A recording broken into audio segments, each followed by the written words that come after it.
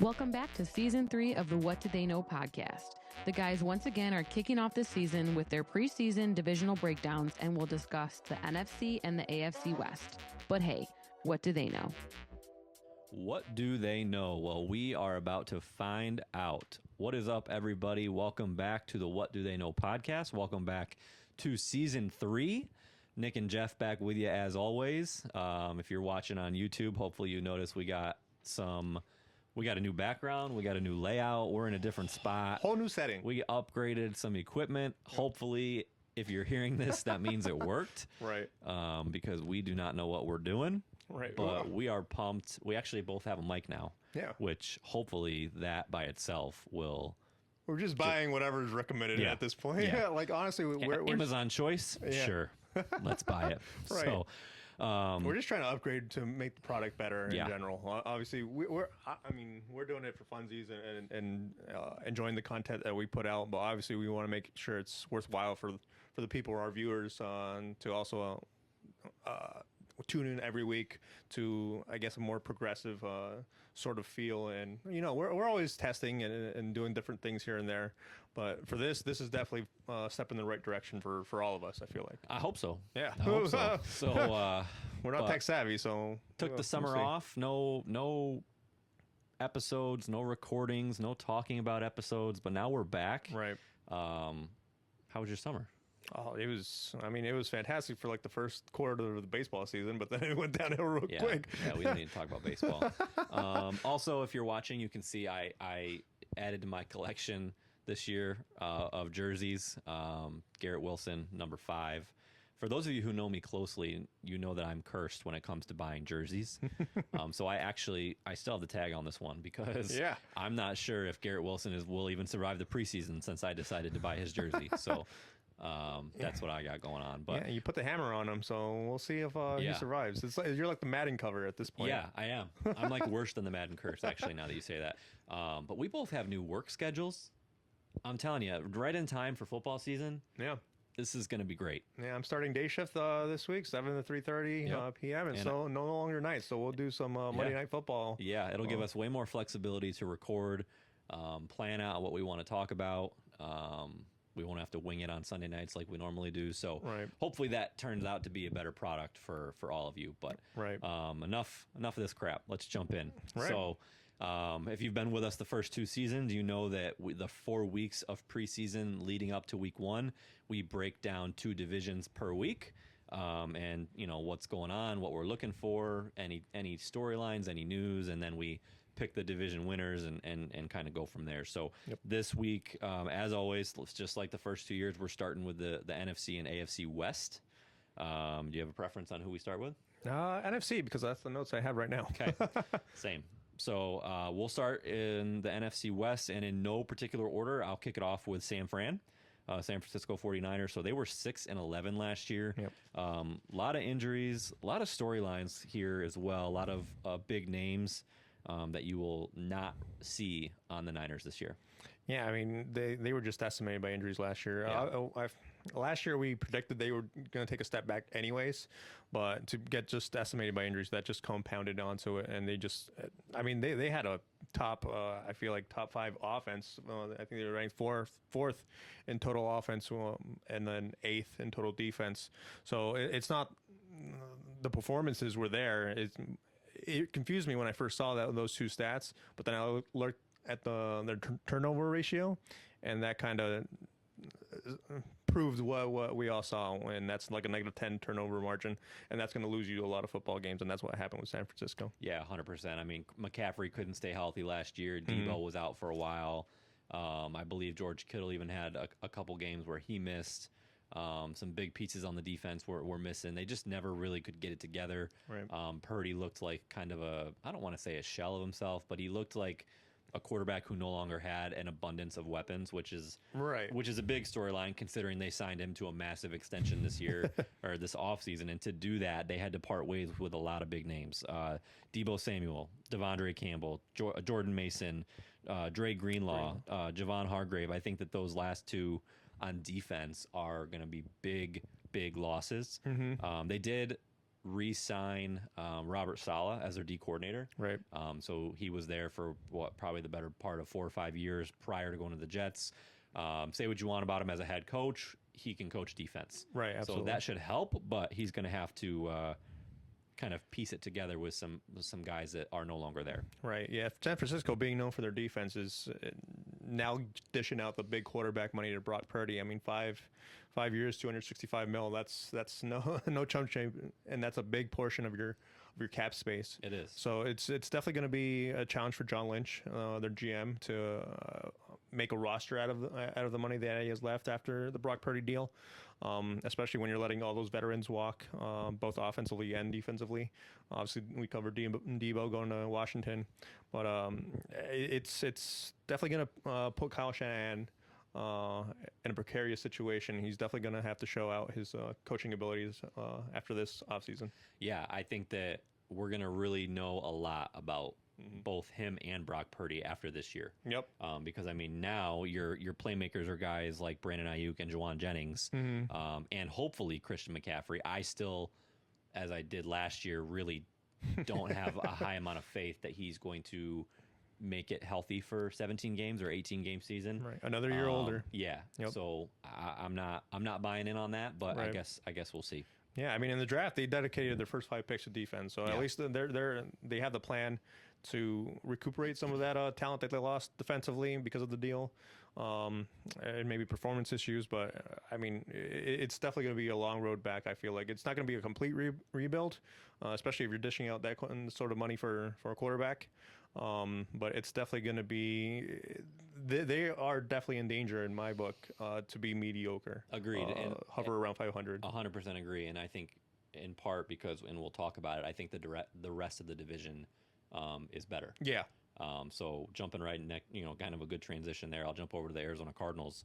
8-9 last year, missed the playoffs. They were one of those teams that you and I were both high on going into the season. And really, if you watched any of their games, they were the scrappy team that you just did not want to play. Yep. I really, me personally, I kind of feel like this is a make or break playoff or bust season for both Kyler Murray and Jonathan Gannon, their head coach. Mm-hmm.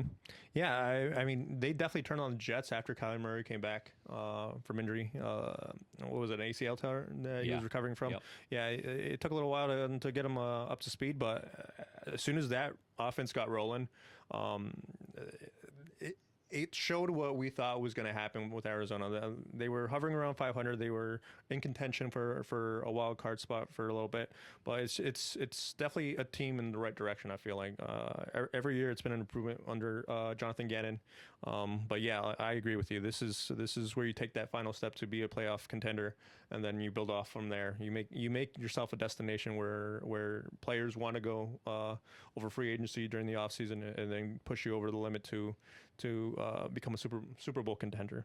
But yeah, this is going to be an interesting offense. It's going to be very dependent, I feel like, on Marvin Harrison Jr.'s development. 100%. They haven't dedicated too much on the wide receiver outside of Marvin Harrison last year with the 4th overall pick, I believe. But Trey McBride took a huge step last year in his development, and he became a very locked-on target for Kyler Murray. So they have the pieces, but for me, they need Marvin Harrison to take that number one receiver role and solidify that role to make that offense as potent as it needs to be. Yeah, and I mean, if you just look at the dude, he's jacked. Yeah. He put on 15 pounds of muscle, I think he said. Yep. So he definitely dedicated the offseason to getting better.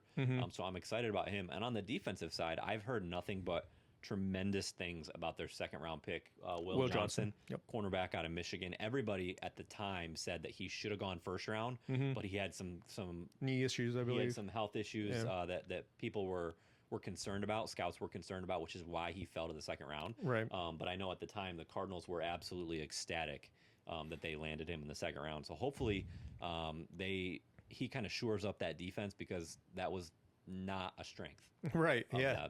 And good good feel-good story they brought back Calais Campbell as well. Yeah, absolutely. Go back to your roots type of thing. Yeah, I mean, good veteran presence. yeah, their defense ranked 21st in total defense last year. It was not spectacular by any means, but they spent their first round pick on a defensive tackle, Walter Nolan. So that should shore up any run deficiencies that they had last year. Will Johnson, obviously, as we talked about, second round pick, fell because of I believe it was the knee. And the longevity issues was the main concern for a lot of teams apparently, and that he should pair up well with Max Melton, who they drafted last year, and he's going to be a second-year cornerback. So it's a young defense. It's going to be a growing defense. You're going to have some growing pains in there, but as we talked about the offense, it's going to go through the offense. If the offense can provide enough cushion for the defense to grow, then I think this can be a scary team in the long run. Yeah, agreed. I'll just wrap it up. I expect them to be right there at the end of the season. Yeah. What that means, whether it's a division, wild card spot, I truly do. I think that this is the year that they finally figure it out. I feel like last year they were kind of like going into the season, a feel good, like, oh, there's the Cardinals, a scrappy team. This year, they're fully expected to make that jump. Right. So they have expectations this year, and I'm really excited to see, kind of what they do with them. Right. All right. So jumping over to the Rams, 10-7 last year, lost to the Eagles in the divisional round. Big splashy signing here, kind of both ways, a departure and a signing. They let Cooper Kupp go. Yep. But then they compensated by bringing in Devontae Adams. Yeah. So I'm really excited to see what that looks like with Matt Stafford. I wrote down that basically the entire team depends on the health of Matthew Stafford. Right. He's battling an aggravated disc in his back right now, which sounds like it's been difficult. I was reading that he had to get an epidural. But I know one thing that was encouraging was Les Snead, the GM, made it a point to say, like, if this was the regular season, he would be playing. Right. So sounds like they're just being super cautious, but anytime you have a quarterback in his age group with a back issue is a little concerning. So hopefully he's able to get that cleared up before we go into the regular season. Yeah, as we reach that age, we start to understand that back issues are no joke. Yeah, we don't even play professional sports. We don't even do anything. Contact sports. I think I have an aggravated disc from getting out of bed this morning. So, it's definitely going to be all on Stafford. Obviously Devontae Adams is a nice get. I feel like Cooper Kupp definitely disappeared sometimes last year. So in Cooper Kupp and Devontae Adams, I feel like they're kind of similar in that their strengths are route running and separation at the turn of the route. But if Cooper Kupp is losing some of that edge, and if that's what the Rams were seeing, and they replace it with Devontae Adams, who I feel like still has that burst for sure. I think they might have upgraded there. So for the Rams, to be honest with you, it's Sean McVay. He's proven time and time again that he can coach. Anytime you have a doubt of his team, he can overcome it. I mean, you got a defense that's now led by Jared Verse. Yeah. So who had a huge, like a coming out party in the playoffs last year. Yep. Absolute stud. Yep. So it's not like they're not depleted of talent or anything on either end. It's just going to be about health for that team. If they can remain healthy, they will definitely make a lot of noise. I would contend that they're definitely the favorites to win that division, to repeat an NFC West champions right there. Agreed. Yep. All right, wrapping up the NFC West with the Seattle. I almost literally just said Seattle Mariners, but I caught myself. Right. Seattle Seahawks, everybody. Right. So 10-7 last year.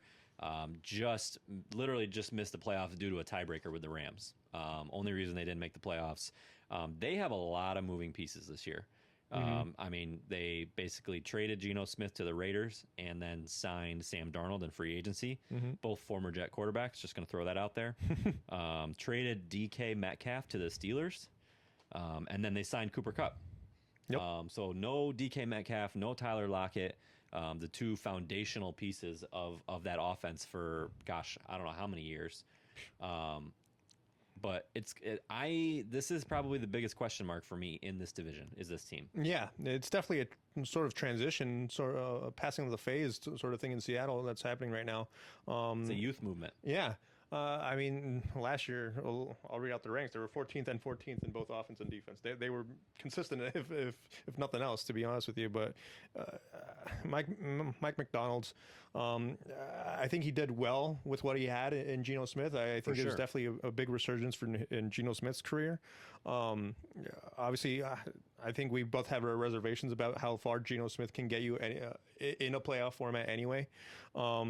But Sam Darnold, I mean, he had definitely a resurgence in Minnesota last year, and he's bearing fruit now, signing a 3-year, $100 million deal. So Seattle's not shying away, thinking they're still in contention to make some noise in the playoffs come January and February. But to me, it's gonna be I feel like they're still gonna have the same identity. They're gonna run through Kenneth Walker III. Yeah. I can't see Sam Darnold taking over that offense to be a pass happy offense. I still feel like they're gonna have the same identity. It's just gonna be a bunch of new faces, but a bunch of new chemistry that needs to be connected. But at the end of the day, I think it's Kenneth Walker's team. Yeah, I agree with that. The only other thing that I would say, and I'm going to kind of give away a piece of the next segment for me at least, is I think that the departure of Metcalf and Tyler Lockett paves the way for Jackson Smith and Jigba to have an absolutely stupid, massive year. I think that he is going to. I mean, he was a stud last year with both of those guys around. It was clear that they were using towards the end of the year.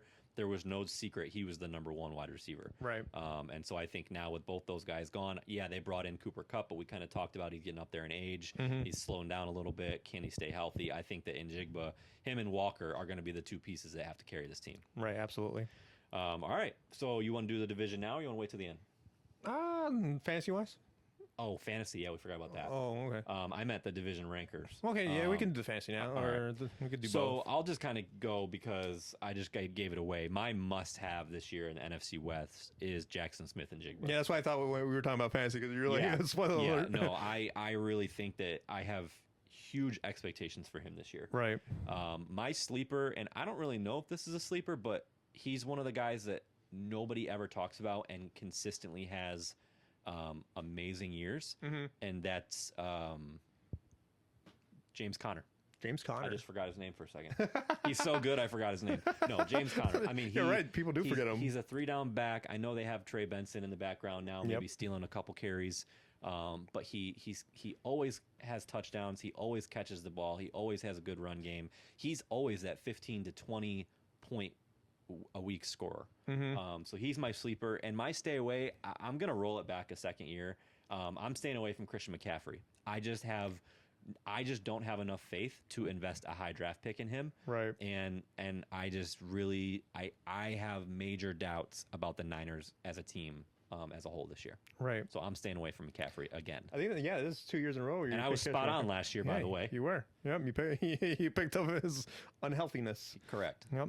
So my must-have is going to be Trey McBride. I feel like even if Marvin Harrison Jr. picks it up, I feel like Kyler Murray and Trey McBride definitely made a connection that's going to last a while. I feel like they definitely have the potential to be the number one tight end quarterback duo in the league. So Trey McBride is definitely my must-have in this division. My sleeper, I mean, Trey Benson, to be honest with you. Oh my God. Great. I've heard nothing but good things about Trey Benson. Obviously, James Conner has done nothing but be consistent. But he is getting up there in age for a running back. That is my one concern. He's been ran through quite a bit. I feel like a few 1,000-yard seasons under his belt. There's some wear and tear in those tires. I feel like Trey Benson, if anything happens to James Conner, will be a lightning rod for that team. And as we talked about earlier, that the potential for that offense can be astronomical with Kyler Murray. Agreed. And then stay away from. I don't want to say it, but Puka Nacua. Really? Yeah, just because of Matthew Stafford's health, like we talked about. It's such a big question. I know. Yeah. And like last year with Cooper Kupp still there were times where Matthew Stafford would favor Cooper Kupp over Puka Nacua, and then vice versa. And with Devontae Adams there, and me saying that, hey, Devontae Adams is a better Cooper Kupp, all of a sudden I'm thinking to myself, is there games where he focuses on Devontae Adams exclusively and kind of ignore Puka Nacua like he did last year? Also, not to cut you off, the Jets are winning the Super Bowl. What just happened? Was it Justin Fields scramble, third down, opening touchdown drive. Everybody, get him off the field right now. Get him off the field right now. Field right that now. was an amazing first drive. If you guys are watching, you saw me looking to the right. It's because the Jets are on right now, and they just scored on the opening drive. Yep. So they're going to win the Super Bowl. That's funny. Awesome. Well, yeah, that's my stay away from. It's hesitant, but it's there. All right. Yep. I like it. So now, just going 1 through 4 with the division. Yep. So for me, this is a big if, but as long as Matthew Stafford is healthy, I think that they are going to handle this division. Right. So I have the Rams 1. I have the Cardinals number 2. Mm-hmm. And then quite honestly, for me, it was kind of a toss-up, Seahawks, Niners, but I tend to think that the Niners have more question marks than the Seahawks. So I went Seahawks 3, 49ers 4 this year. Yeah, fair. I'm actually going to go with the Arizona Cardinals winning the division on this one. I love it. We were hyped up about them last year. I feel like when Kyler Murray with a healthy offseason, obviously I loved what they're doing on offense. So I got them winning that division. Maybe narrowly, maybe by a game. Yeah. It's going to be a tight division. Yeah, it's going to be a tight division race, especially with the Rams. But yeah, number 2, I got the Rams. And then number 3, I got the Seattle, and then 4th, the 49ers. I just don't. Okay. There's just too many question marks with those two teams that you can flip flop them, and I wouldn't even bet an eye to be honest. Yep. Agreed. All right, so jumping over to the AFC West in no particular order. Actually, technically, I think it's alphabetical order. I think that's how the website had it. But we're going to start with the Denver Broncos. 10-7 last year. Big improvement from years prior. Obviously, Bo Nix, Sean Payton. They lost to the Bills in the wild card round. I believe they snuck in as the 7th seed. It came down to the last week of the season. They had to beat the Chiefs, who did not play anybody. Right. I don't know. I think on paper, everything says that they should be very good this year. Yeah. I, for some reason, am questioning if Bo Nix is going to be the guy that we haven't really seen the last couple of years take the sophomore slump. The guys that have had great first years, you talk about, McDaniels, you talk about, or Jaden Daniels, excuse me. The guy in Houston, CJ Stroud. CJ Stroud. He didn't really have a sophomore slump. He played decent. Is Bo Nix going to be the guy? Is Bo Nix going to be the guy to have that? I don't know. So I'm bullish on the Broncos this year. Yeah, I mean, I feel like I'm kind of inclined because of the Sean Payton thing. And I'll always say this: I love Sean Payton. Yeah. He can be very blunt and very adamant about certain things. He's the guy that if he's on your team, you love him. Yes. If you're playing against him, you want to punch him in the face. Absolutely, and I understand it. But I feel like if there's a quarterback head coach combo that I'm not that concerned about a sophomore slump, it's going to be anyone with Sean Payton. I feel like Sean Payton should. That's true. That's a good way to look at it. Yeah, reel in the quarterback position. I think he understands that position better than most coaches in the NFL. And defensively, they picked up Dre Greenlaw from San Francisco, so they've made improvements.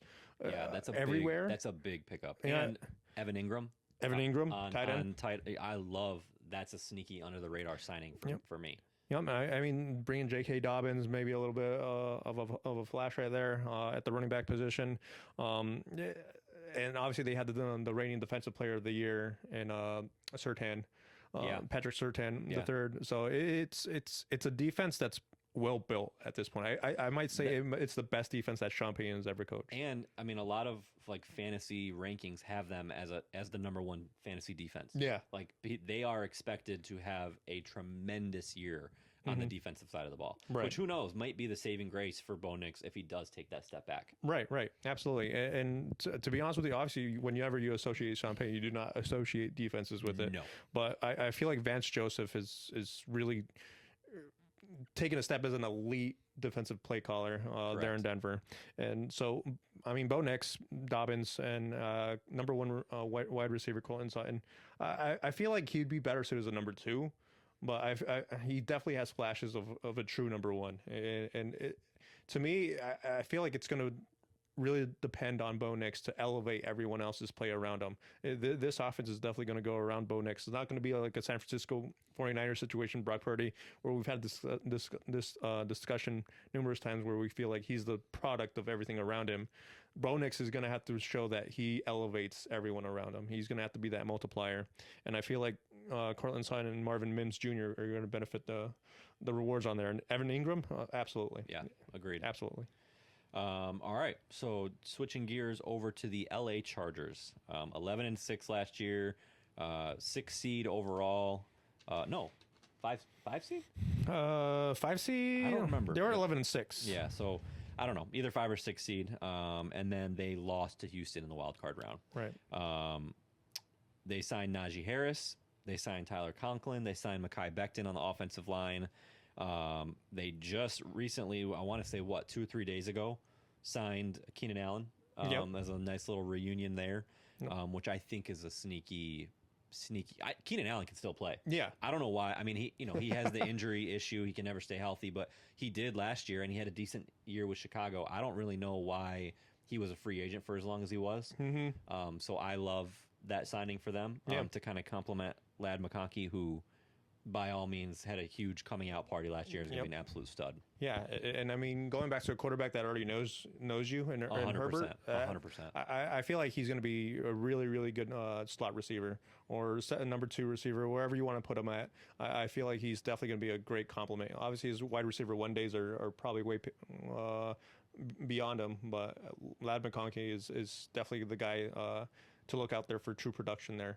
But I mean, LA, Jim Harbaugh, they're all about grounding and pounding you, bullying you around. So it's definitely a little bit more of a different taste, because I feel like whenever you think of Justin Herbert, you think of a passing attack that they're going to try to air it out with you. But I feel like the more you protect Justin Herbert from getting into those games, which I feel like, no offense to Justin Herbert, but I feel like he's proven that he can't necessarily win all those games. At least by himself. Yeah, by himself. I think that this team is definitely on the up and up. 11-6 was a tremendous year for this team last year. Will they repeat the same record? It's hard to say, but I think they'll definitely be in the neighborhood. I don't think they're going to drop off by any means. Yeah, and I mean, all this talk about Denver's defense, people forget, including myself, until I was doing research for our show, that the Chargers had the number 1 defense last year. Yeah. And that's something that you would never associate with the Chargers in the past. Right. Something you associate with Jim Harbaugh, but never with the Chargers as an organization. So, I mean, who knows? They did let Joey Bosa. They released him. He signed with the Bills. So, we'll see what happens there, if that makes a big impact or not. But I mean, by all accounts, I think that this team is just continuing to go up. Money. I like it. All right, moving over to our favorite team. Oh, no. The Kansas City Chiefs, said with a great deal of sarcasm for anybody who may just be tuning in for the first time. I'm so sick of talking about this team. I'm so sick of talking about this team. All right, 15-2 last year. They obviously lost. They got crushed in the Super Bowl, which was great to see. Are they finally going to have an off year? Is that going to be a thing, or are they just going to continue to be this dominant team? I think they will, just because this is the best the division has been in a very long time. Mm-hmm. So by default, I mean, granted, they had 2 other playoff teams in their division last year, but I think those teams are going to elevate. Yeah. So the Chargers, the Broncos, maybe not the Raiders so much, but I don't know. It's got to happen at some point. You'd think. I mean, I feel like they had a flimsy year last year, and they still won 15 games. 15-2. Yeah, 15-2. They didn't even play. It was the worst 15-2 team. We were saying that all season. Yep. It's the worst 15-2 team we've ever seen. Yep. And like, as an NFL fan, you understand that the Chiefs have this certain, like, I guess, aura or magic around them, especially come the playoffs, and somehow they just find ways to win, regardless of how it happens. Whether it's a magical play by Mahomes, or if it's a questionable call down the line, regardless of what it is, they find a way to win. And at 15-2, their average margin of victory was a touchdown. Like that. Yeah. That's you. If you flip all those 1-score games around, all of a sudden, we always say that, right? Yeah. It always catches up to you. Yep. So maybe this will be the year where it'll catch up to him. I would love to see that. Yeah, it's hard to envision. You can be as creative or as imaginative as you want to be, but with Andy Reid as still there as head coach, Patrick Mahomes still there, Travis Kelce still there. I feel like you can just put any receivers on the field and they'll somehow put up production, put up 800 yards, 5 TDs each, and off they go. I mean, Isaiah Pacheco's still there at running back. Yeah. It's just one of those things where it defies logic in a way, and regardless of how you want to explain it, or you can't, and it just sort of happens. And unfortunately for a lot of these other teams in the AFC, like the Baltimore Ravens or like the Buffalo Bills, I feel like as long as Patrick Mahomes is there, it gives them an edge, at least mentally. I feel like Patrick Mahomes is definitely an obstacle mentally for a lot of these teams at this point in his career. I mean, this is what, year 8 or something in that neighborhood? It feels like year 20. It feels like year 20. It definitely does. But it's definitely one of those things where you can never write Kansas City off. Even with the elevation of Denver and LA, Kansas City, I feel like, is still probably leading the pack there in the AFC West, unfortunately. Yeah, one thing that was really surprising when it happened, and it still is now that I wrote down, is they traded Joe Thuney, Pro Bowl left tackle, left guard. I believe he's left tackle, to Chicago. And I don't really know that I understand that for Kansas City. I mean, obviously I understand it for Chicago. Good on them. But why you trade one of your best, if not the best, offensive linemen? I don't really know the thought process behind that. So I don't know. Maybe that's just them getting too cute and thinking that they know best and nothing's going to hurt them. Yeah. But I don't know. Yeah, maybe it's a contract situation where, I mean, obviously you're paying Patrick Mahomes a lot of money. I mean, it's money he's worth. He's won a couple Super Bowls. They signed Jalen Moore as an offensive tackle during the offseason. It's just going to be one of those things where, yeah, maybe there is a mentality where you can just plug and play as long as you have Patrick Mahomes. I feel like at any time that can burn you. I feel like they're an injury away from being a very, very mediocre team. I mean, said every fan for the last 5 years. So says the rest of America in unison. Hashtag what do they know? All right, finishing up the AFC West with the Las Vegas Raiders. They also had a very, very busy offseason. Out with Antonio Pierce, in with Pete Carroll, the ageless Pete Carroll. Still probably in better shape than both you and I. For sure, 100%. So good on him. They traded for Geno Smith, as we talked about earlier when we were going over the Seahawks. They drafted Ashton Genty 6th overall. So I don't know what to expect with the Raiders. I don't think that they're going to be very good. Actually, I wrote this down, and this is a genuine question. Who is Geno throwing the ball to? Jacoby Myers. That's right. Okay, so that kind of answers my question. Okay, the one and only. Jacoby Myers, that's it. That's all I got. That's all he's got.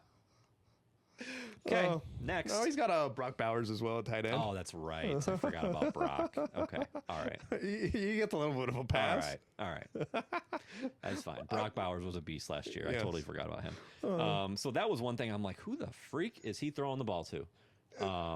I mean, Jacoby Myers is nothing to write home about for a wide receiver one. Well, I mean, Brock Bowers is definitely your tight end one. It's just going to be a thing where I feel like as a defense, it's going to come. It's Brock Bowers. It's a Brock Bowers show. Yeah. Especially Geno Smith, who I feel like who develops nice connections with tight ends throughout his career. So I definitely see some potential there. But the thing is, I feel like it's also a potential nuclear situation where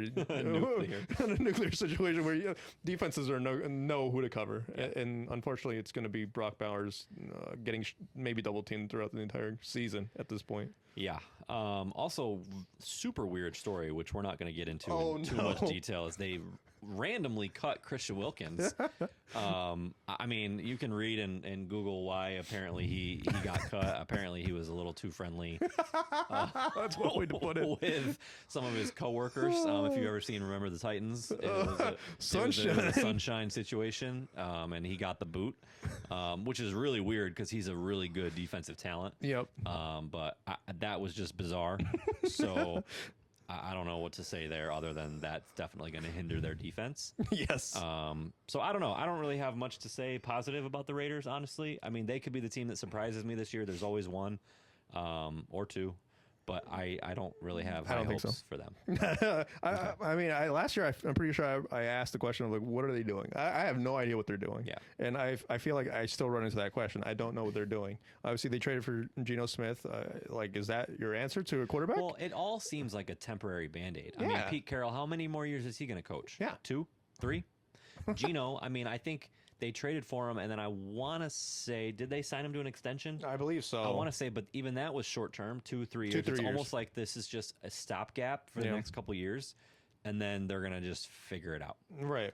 So I don't know. Yeah. I mean, Vegas people are gonna show up regardless because it's Vegas. Yeah. So they have that going for them, but I really don't think that they're gonna put a great product on the field. Yeah, I feel bad for Ashton Genting, to be honest with you. 6th overall, and to be put in that situation, and like, you're going to be the workhorse, but I feel like there's going to be no compliment at all to you. It's going to be, you're going to have to make some runs by yourself. And I'm not sure if he's that sort of running back. Not only that, but they did sign Raheem Mostert, who I think, give it 5 or 6 weeks, it would not surprise me if he takes over as a number one. He's so fast. Hot take. I mean, look at what he did in Miami. I know he ended up getting overtaken, but he's a talent. Yeah. So I don't know. The Raiders. Okay. Moving on. So we are going to wrap up with the fantasy perspective of the AFC West. I'll let you go first this time since I went first last time. Oh, you're giving me the grand honor, huh? Yep. Okay, my must-have is Ladd McConkey. I mean, I feel like the Justin Herbert Ladd McConkey situation is prime. It's definitely there. I mean, it's year 2 of Ladd McConkey. Yeah. It's definitely going to be one of those things where it's just chemistry is just going to grow. Obviously, Jim Harbaugh is more of a ground and pound type of guy, but J.K. Dobbins, I feel like he's shown that he can't last the entire season being that sort of running back, unfortunately. So I feel like to take some pressure off of the running back position, I feel like they're going to maybe split it 50-50 or maybe 60-40 passing wise. And even with Keenan Allen and even Evan Ingram, I feel like Ladd McConkey is definitely going to be the beneficiary of that fantasy wise. Yep, I agree. Stay away from, I got Patrick Mahomes. I'm not touching anything with Kansas City, to be honest with you. Interesting. At this point, I feel like they know how to win. That's a bold take. That's like my Christian McCaffrey take. I mean, he wasn't that solid last year, I feel like, in fantasy wise. No, he wasn't. And nothing about the Chiefs were solid except their record. It becomes one of those situations where the team knows how to win, but it's very ugly fantasy wise. Like fantasy wise, you don't expect a lot of points from any consistency. I feel like they've become the Patriots, where it was like you never draft a Patriots running back because you never know what you're going to get. You never draft anybody on the Patriots besides Gronk. Yeah, but you knew exactly that the Patriots were going to win 13 games a year. And then for my sleeper, I mean, it could be a sleeper. I mean, it's a little bit obvious, but Cortland Sutton in Denver. I thought about him as well. Yeah, I feel like he's not. I mean. I don't think he's the true number one. I think he would be probably top 3 wide receiver 2s if they found someone a little bit better than Cortland Sutton to implement in that offense. But as a wide receiver 1, he'll definitely get the bulk of those targets from Bo Nix, and I think Bo Nix shouldn't fall into the trap of the sophomore slump. Okay. Yep. I like it. So you and I were kind of in the same wavelength for breakout or must-have. I just wrote Chargers receivers. Ooh, nice. Because I think that, and I talked about it a little bit, I think Keenan Allen is going to have a very good year. Yeah. I think the combination of him and Ladd is going to be deadly. Yep. Even though we just went on about how they're a ground and pound team, I think that when Justin Herbert has to throw the ball, he's shown that he can. Yeah. And both of these guys have shown what they can do. Yep. So I think you kind of take your pick, and you really can't go wrong. All right. Stay away. I wrote Ashton Genty. I just don't have faith in him on the Raiders. I just don't think that he's going to have a good year. I think he's going to have a tough rookie season, so I'm staying away from Ashton Genty. And then my sleeper is Evan Ingram. I think that he is going to have a very good year. He is going to quickly become he had a great couple years with a good quarterback in Jacksonville with Trevor Lawrence. And I think the same thing's going to happen in Denver. I think that he is quickly going to have a very good relationship with Bo Nix, and I expect big things out of him. Yeah. So he's my sleeper. Yeah, by the way, I said J.K. Dobbins in L.A. He was there last year. It's Najee Harris. Najee Harris, yeah. So same thing applies, though. It's okay. Yeah. I was like, wait a second. All right. So perfect. Who do you have in second? Because we already know who's winning the division. Unfortunately, yes. I think we both have KC winning division. I got Denver in second. Okay. I'm a believer. I'm a Bo Nix believer. I'm a Sean Payton believer.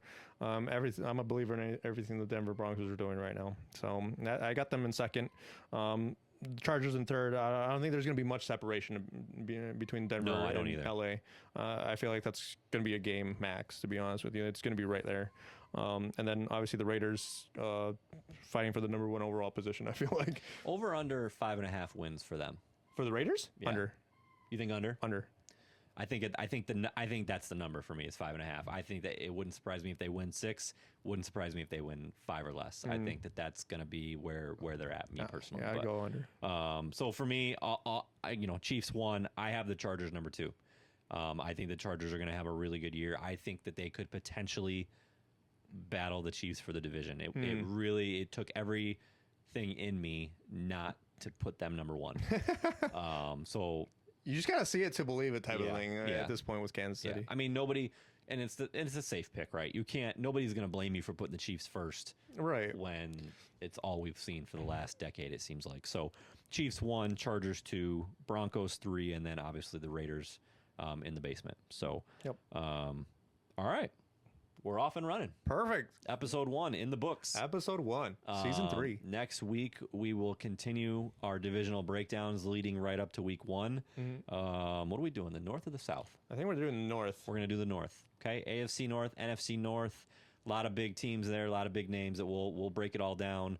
And again, just like last year as we post, follow, subscribe on all social media channels. And if you guys have any topics that you want us to cover or any questions or anything that you want our takes on, just let us know, and we'll be happy to go over it. Yeah, well, we're obviously making improvements, so we're trying at least. Yeah. We're trying at least. Yeah, this is all for you. Yeah, all absolutely. for you. Yep. So hopefully you guys enjoyed, and hopefully this comes through. Honestly, I mean, when I hit stop record, I'm not really sure what's going to happen. So, but hope you guys enjoyed, and as always, we'll talk to you next week. Yeah. We want to hear from you. Send in your questions, comments, and frustrations weekly to give the guys something to talk about. Make sure to follow us on our social media pages, and thanks for listening to the What Did They Know podcast.